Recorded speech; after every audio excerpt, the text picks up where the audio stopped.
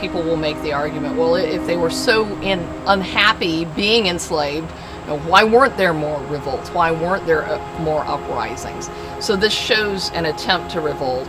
It shows that it didn't work out, but I think it shows courage on Gabriel's part, a desire to be free, and it's just an early expression of that in Virginia history.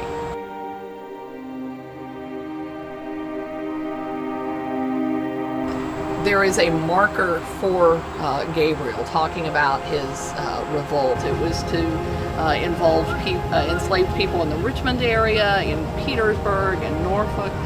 The plan was to seize the arms that were at the Capitol, also to kidnap the governor at the time, James Monroe. And what happened, though, was on the night of August 30th, and that was the night that the revolt was supposed to take place, there was a thunderstorm of immense proportions. So Gabriel called off the revolt and postponed it, but there were two enslaved men, Tom and Pharaoh, at Meadow Farm, and they, for some reason or another, informed on Gabriel, and their owner alerted the authorities, and the guard was called out. Gabriel and his followers were hunted down. It took a while, but he and about 35 others were hanged in October of 1800.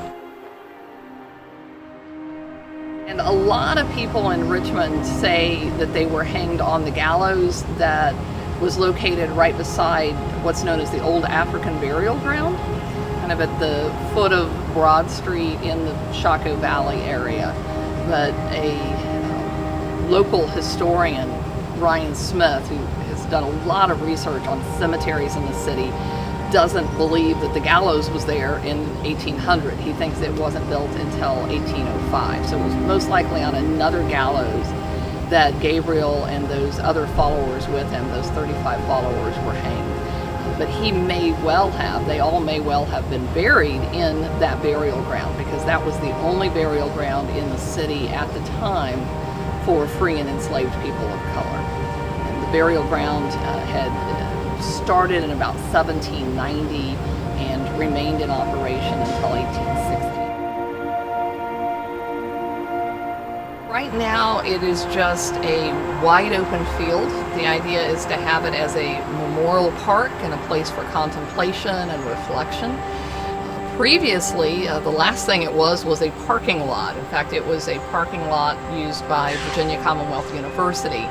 And then in 2011, because of the efforts of local preservationists, they were able to get VCU to turn the property over to the city of Richmond under the auspices of the Slave Trail Commission. And the asphalt was removed, and it was converted into this memorial park that it is today.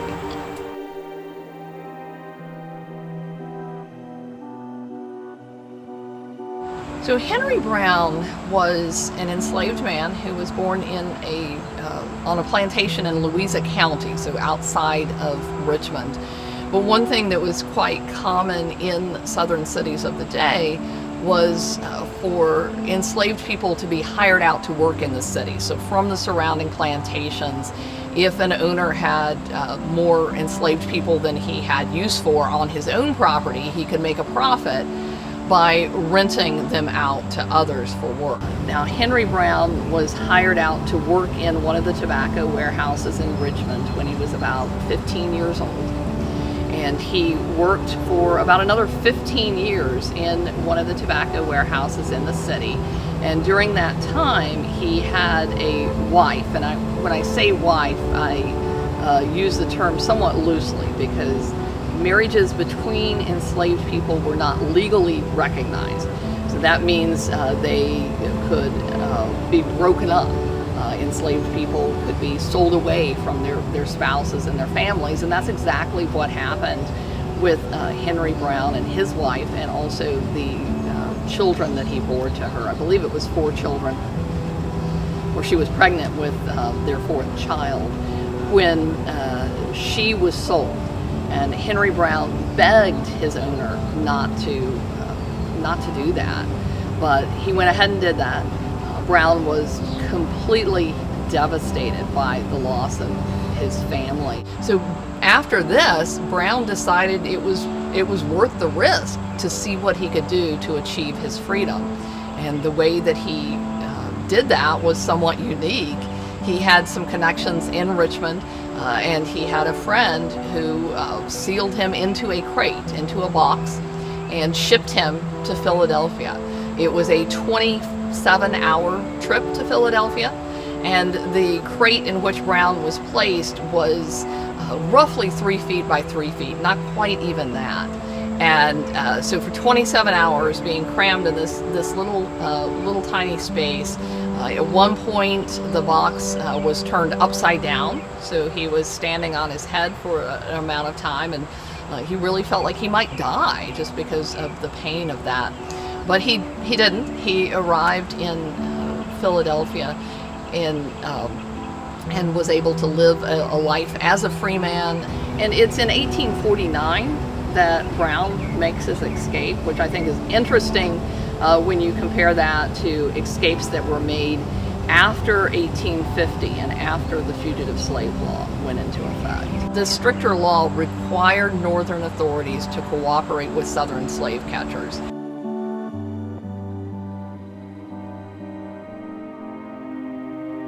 Anthony Burns was an enslaved man who was sent by his owner, Charles Suttle of Alexandria, into Richmond. And it's interesting, Burns was given the authority to negotiate contracts for a number of enslaved people, including himself.